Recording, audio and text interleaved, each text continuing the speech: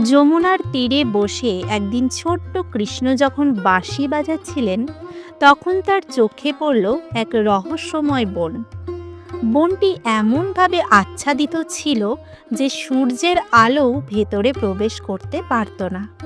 বনের প্রান্তে দাঁড়িয়ে কৃষ্ণ অনুভব করলেন এক অপার্থিব আকর্ষণ। এই বনে নিশ্চয়ই কিছু আছে, মনে মনে বললেন কৃষ্ণ। তিনি বাঁশি থামিয়ে ধীরে ধীরে বনের দিকে এগিয়ে গেলেন। বনজন্তু এবং পাখিরাও যেন স্তব্ধ হয়ে কৃষ্ণের পথ চেয়েছিল। বনের ভেতরে প্রবেশ করতেই তিনি দেখতে পেলেন একটি বড় মণিমুক্তোর গাছ।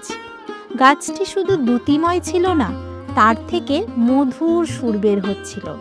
কৃষ্ণ বুঝলেন এটি একটি দেবত্বপূর্ণ গাছ, কিন্তু গাছের নিচে শুয়েছিল এক বিশাল কালো সাপ। সাপটি গাছটির রক্ষক। সাপটি কৃষ্ণকে দেখে বলল, তুমি কে হে মানব শিশু?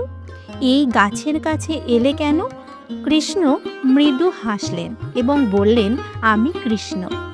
আমি এই গাছটির রহস্য জানতে চাই। সাপটি বলল, এই গাছ স্বর্গের উপহার। এটি শুধু তাদের জন্য যারা নিঃস্বার্থভাবে পৃথিবীর কল্যাণ করে। তুমি যদি প্রমাণ করতে পারো যে তুমি এর যোগ্য, তবে এই গাছ তোমার হবে।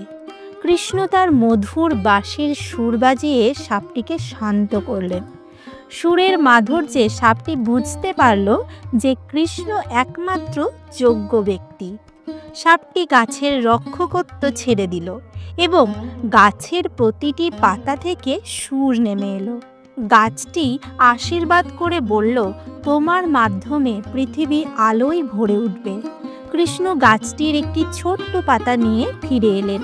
সেই পাতা দিয়ে তিনি সমগ্র বৃন্দাবনকে সুখ সমৃদ্ধিতে পূর্ণ করলেন। এই ছিল কৃষ্ণের বনের রহস্য।